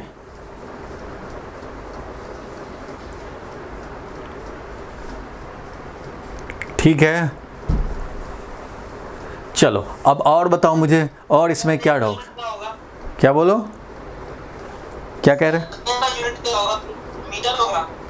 तो रेंज का क्या यूनिट होना चाहिए? सेकंड होना चाहिए। बोलो, सेकंड होना चाहिए क्या? रेंज निकाल रहे हो भाई, तो रेंज तो डिस्प्लेसमेंट ही है ना, तो मीटर ही तो है। टाइम ऑफ फ्लाइट निकालोगे तो सेकंड लिखोगे, टाइम ऑफ फ्लाइट में सेकंड लिखेंगे। रेंज निकाल रहे हैं तो भाई मीटर ही है, सारा SI में यूज करोगे मीटर मिलेगा। देख रहे हो u cos थीटा जो तुम्हें मिला वो क्या मिला? 50 मीटर पर सेकंड। तो 50 मीटर पर सेकंड मान लो u cos थीटा है 50 मीटर पर सेकंड, ये u cos थीटा है, multiplied by time, time of flight है मान लो 10 सेकंड। तो क्या मिलेगा तुम्हें? 100 और सेकंड सेकंड कैंसिल हो गया, 100 मीटर मिल जाएगा। सो यूनिट क्या? रेंज क्या है भाई? रेंज लेंथ ही तो है, तो लेंथ है तो मिलेगा हमें यूनिट मीटर में। टाइम ऑफ फ्लाइट सेकंड में मिलेगा। बोलो, रेंज का क्लियर हुआ? Yes sir. अगर रेंज सबको क्लियर हो गया तो ठीक है भैया। लग रहा है कि कोई लिख नहीं रहा है, लिखता नहीं है कोई। लिखा करे भाई, साथ साथ में लिखा करे, मैक्सिमम चीज़ तो लिख लिया करे, बाकी बाद में आप वीडियो से कर सकते हैं। चलो एक और अब मैं पॉइंट बताऊं, इसको हटाते हैं, ये तो ऐसे ही न्यूमेरिकल था एक। अब एक चीज़ और जो आज के वीडियो में हमने देखा कि भाई रेंज, ये भी एक क्वेश्चन आता है प्रूफ करना। अब आजकल तो प्रूफ करना नहीं आएगा, लेकिन उसको दूसरे वे में, जितने सब्जेक्टिव क्वेश्चन होते हैं सबको ऑब्जेक्टिव में पूछने का टीचर के पास क्लू होता है, इसलिए सारे सब्जेक्टिव बन सकते हैं। प्रूफ करना है कि रेंज थीटा एंगल पे वही होगा जो रेंज 90 डिग्री माइनस थीटा पे होगा। तो पहले प्रूफ करने को आता था, अब ऐसे पूछ देगा कि अच्छा भैया रेंज 75 डिग्री पे है तो वो रेंज कितने एंगल वाले पे होगा। तो भाई जो ये जानता है वो करेगा, और इसके प्रूफ करने में भी जो फॉर्मूला यूज हो, जो स्टेप यूज करें, उन पे भी ऑब्जेक्टिव बन सकते हैं। अभी मैं इस पर डिस्कस करूँगा, देखोगे और ऑब्जेक्टिव बनेंगे इसमें। फ़िलहाल ये है कि इसको प्रूफ करना है। तो बताओ भाई, LHS जो है अपना, रेंज जो थीटा एंगल पे है वो तो आपको फॉर्मूला मालूम है, वो तो होता है u² sin 2 theta upon g। ये तो भाई रेंज है, इक्वेशन नंबर A बना करके रख लेंगे। ठीक है, अब राइट हैंड साइड लेके चलते हैं और देखते हैं यही वैल्यू अगर आ जाएगा तो क्लियर है। तो रेंज हमें चाहिए 90 माइनस थीटा पे, u है वेलोसिटी ऑफ प्रोजेक्शन, तो u² sin 2 थीटा होता है, तो sin 2 और थीटा डैश पे अगर हम लोग करेंगे तो 2 थीटा डैश अपॉन g ये बनेगा। क्योंकि अब तुम्हें जो रेंज निकालना है वो तुम्हें at theta dash is equal to 90 degree minus theta पे निकालना है। इस वाले पे रेंज निकालना है, मीन्स रेंज मैं थीटा डैश पे निकालना चाह रहा हूँ, that is 90 degree minus theta पे निकालना चाह रहे हैं। तो ठीक है भाई, RHS का मतलब हो गया range at 90 degree minus theta equal to theta dash, इस पे निकालना चाह रहे हैं। ठीक है भैया, तो रेंज मिलेगा तुम्हें 90 डिग्री माइनस थीटा वाले का, वो मिलेगा u² इंटू क्या, into sine 2 theta dash. Theta dash क्या है, मुझे तो भाई इसके टर्म में चाहिए। तो भाई एंगल ऑफ प्रोजेक्शन जो भी रखोगे, u² sin 2 into angle of projection, formula तो यही था। ये क्या है, एंगल ऑफ प्रोजेक्शन। उस तरह से ये भी है एंगल ऑफ प्रोजेक्शन। एक बार थीटा एंगल पर प्रोजेक्ट किया है, दूसरी बार 90 डिग्री माइनस थीटा पे किया है। कैलकुलेट करना चाहते हैं, करो भाई, u² sin 2 मल्टीप्लाई कर दो इसमें, 180 डिग्री माइनस 2 थीटा डिवाइडेड बाई g। बोलो ठीक है। अब ये हो गया u² और साइन 180 माइनस x होता है formula, sine 180 degree minus x is nothing but sine x। ये भी ट्रिग्नोमेट्री में फॉर्मूला सबको मालूम होना चाहिए। क्या मालूम होना चाहिए भाई, तो साइन पाई माइनस कुछ भी अल्फ़ा अगर है तो वो होगा sine alpha. Sine pi minus alpha is sine alpha. तो यहाँ पे sine 180 degree minus 2 theta is sine 2 theta. Means ये तो वही हो गया भाई जो रेंज थीटा पे था। तो रेंज 90 डिग्री माइनस थीटा पे वही होगा जो रेंज थीटा पे होगा। इसलिए हम लोग बोल सकते हैं, इसके बेसिस बोल सकते हैं कि range at 75 degree of angle of projection वही होगा जो 90 degree minus 75 degree, that is range 15 degree पे जो होगा। और रेंज 30 डिग्री पे जो होगा वही हमारा range 90 degree minus 30, that is 60 degree पे जो रेंज होगा। और इससे ये भी कह सकते हैं कि रेंज 45 डिग्री माइनस अल्फ़ा पे जो होगा वही range 90 degree minus 45 minus alpha, that is वही रेंज होगा 45 डिग्री प्लस अल्फ़ा पे। ये भी बड़ा इम्पॉर्टेंट है। 45 डिग्री माइनस अल्फ़ा पे वही रेंज होता है जो 45 डिग्री प्लस अल्फ़ा पे होता है। नोट कर लो इसको, रेंज के बारे में। ये समझ में आया? ये तो फॉर्मूला है भाई, ये तो मैथमेटिकल फैक्ट है।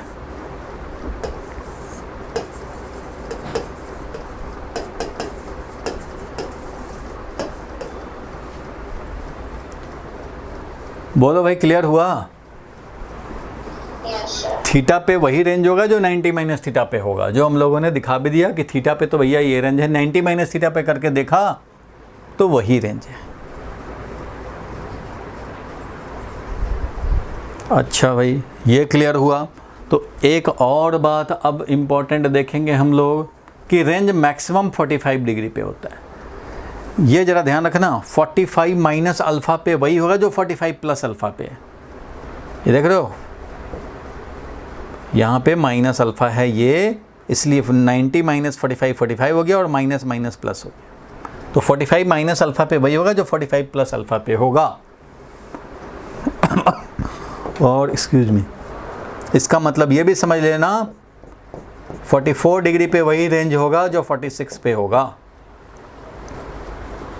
क्योंकि 45 से एक कम एक ज़्यादा, 45 से अल्फ़ा कम अल्फ़ा ज़्यादा। 40 डिग्री पे वही रेंज होगा जो 40 डिग्री पे वही रेंज होगा जो कितने एंगल पे, 90 माइनस 40। या फिर यूं बोलें कि 45 से ये 5 कम है तो 45 से ये 5 ज़्यादा रहे। 45 से अल्फ़ा कम और 45 से अल्फ़ा ज़्यादा पे सेम रेंज होता है। 45 से 1 कम, 45 से 1 ज़्यादा, 45 से 5 कम तो 45 से 5 ज़्यादा। ठीक है, ये समझते हैं हम लोग इसके बेसिस पे। ठीक है, एक और क्वेश्चन कॉमन है, so that range is maximum at theta is equal to 45 degree and R max निकालें। R max is equal to fill in the blank. चलो भाई, इसको सॉल्व करो, इसको जल्दी से सॉल्व करो। ये तो तुम बता ही सकते हो, फॉर्मूला मालूम है भाई, फॉर्मूला के हिसाब से काम करो। बताना है कि रेंज हमारा मैक्सिमम होगा 45 डिग्री पे और वो मैक्सिमम रेंज कितना होगा। Excuse me.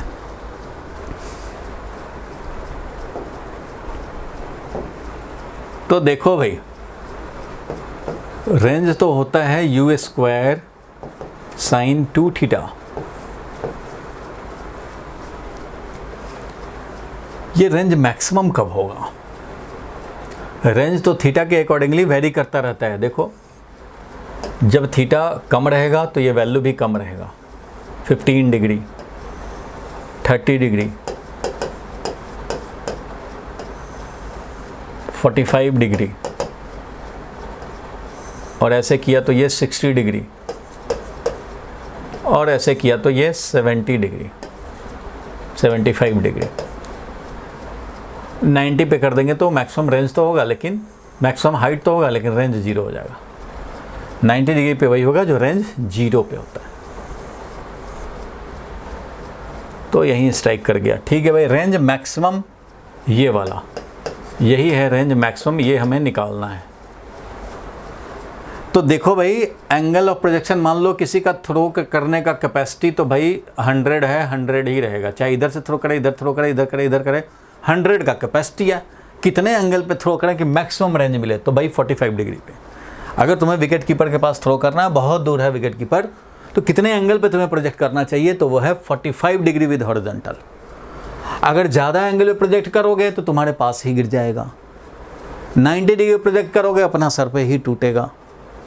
0 पे प्रोजेक्ट करोगे तो 0 तो मतलब है कि ग्राउंड पे ही ऐसे ऐसे कर देना, तो 0 रेंज हो जाएगा। फिलहाल ये है मैक्सिमम रेंज। अगर पहुंचाना चाहते हो मैक्सिमम डिस्टेंस जा कर के वहाँ पे स्ट्राइक करे ग्राउंड को, तो 45 डिग्री है।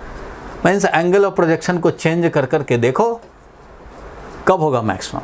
तो भाई साइन 2 थीटा का वैल्यू जब मैक्सिमम होगा तो रेंज भी मैक्सिमम होगा। रेंज विल बी मैक्सिमम कब? When sine 2 theta is maximum. जब ये मैक्सिमम तब भी वो भी मैक्सिमम। तो साइन 2 थीटा हमारा कब मैक्सिमम होगा बताओ भाई? साइन 2 थीटा कब मैक्सिमम होगा? अरे साइन कब मैक्सिमम होता है? 90 डिग्री पे मैक्सिमम होता है। साइन कब मैक्सिमम होता है? साइन 90 डिग्री तो 1 होता है। साइन 90 डिग्री पे मैक्सिमम होता है, वैल्यू होता है 1। तो साइन 2 थीटा वाले मैक्सिमम एट एंगल, जो एंगल 2 थीटा है तुम्हारा वो हमारा जब 90 डिग्री होगा तब। साइन यहाँ एंगल में तो 2 थीटा है, तो भाई ये मैक्सिमम कब होगा? जब 2 थीटा हमारा 90 डिग्री हो। इट मीन्स थीटा क्या हो? 45 डिग्री हो, तभी मैक्सिमम होगा। और इसका मैक्सिमम वैल्यू कितना होगा? तो भाई साइन का तो मैक्सिमम वैल्यू होता है 1। मीन्स ये थीटा इक्वल टू 45 डिग्री पे मैक्सिमम होगा। और उस कंडीशन में sine 2 into 45 degree that is sine 90 degree, वही हमारा मैक्सिमम वैल्यू हो गया। And that will be equal to 1 is equal to maximum value. Maximum value 1 होता है, इसलिए रेंज का मैक्सिमम वैल्यू क्या हो जाएगा भाई? तो मैं बोल सकता हूं कि रेंज का मैक्सिमम वैल्यू होगा यू स्क्वायर, और साइन 2 थीटा का मैक्सिमम वैल्यू रख दिया 1 divided by g. It means R max is equal to u square upon g. जब हमारा साइन 2 थीटा 1 हो चुका है उस समय मैक्सिमम रेंज है। तो ये है भैया मैक्सिमम रेंज। लेकिन अभी तो हमने पढ़ा था कि when sin is 45 तो सबसे ज्यादा रेंज होती है। तो सबसे ज़्यादा तो है ही 45 पे ही तो सबसे ज़्यादा है रेंज। जब 45 थीटा को 45 रखेंगे तो सर आंसर तो u square root 2 upon g आएगा। फिर से बोलो क्या कह रहे हो, फिर से बोलो एक बार।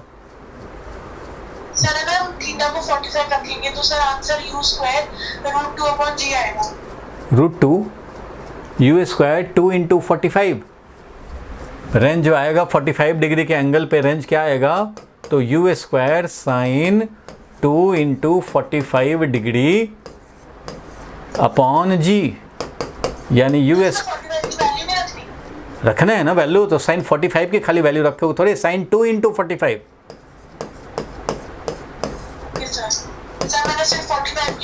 कैसे रख दोगे? फॉर्मूला में थीटा थोड़ी है, साइन 2 थीटा है। रेंज का ये फॉर्मूला है ना, साइन 2 थीटा। तो maximum range will be equal to u square sine 2 into 45 that is 90 degree. तो वही तो हमने रखा, साइन 90 डिग्री 1 होता है मैक्सिमम वैल्यू, इसलिए ये मैक्सिमम वैल्यू 2 थीटा का हमने 1 रख दिया। तो यू स्क्वायर बाई जी आ गया। मैक्सिमम वैल्यू होगा theta is equal to 45 degree पे। तो चलो भाई, यहाँ नहीं समझे तो यहाँ समझ लिया। 2 इंटू 45 यानी sine 90 degree divided by g, ये हो गया maximum range. So fill in the blank आएगा, या ऑप्शन अगर करना होगा तो ये आएगा तुम्हारा यू स्क्वायर अपॉन जी, और ये होगा थीटा इक्वल टू 45 पे। सो 45 एंगल ऑफ प्रोजेक्शन रखोगे, मैक्सिमम रेंज पाओगे, जो हम लोगों ने अभी वीडियो में भी देखा था स्टार्टिंग ऑफ द क्लास में। 15 डिग्री पे वही रेंज है जो 75 डिग्री पे रेंज है। 30 पे वही रेंज है जो 60 पे रेंज होगा। और ये बात भी ध्यान रखना, 45 माइनस अल्फ़ा पे वही रेंज होता है जो 45 प्लस अल्फ़ा पे होता है, क्योंकि ये भी कई बार पूछ दिया जाता है। 45 माइनस अल्फ़ा पे वही होगा जो 45 प्लस अल्फ़ा पे होगा, क्योंकि एक एंगल 45 माइनस अल्फ़ा है तो दूसरा angle 90 degree minus 45 minus alpha that is 45 plus alpha. बोलो भाई, यहाँ तक क्लियर है?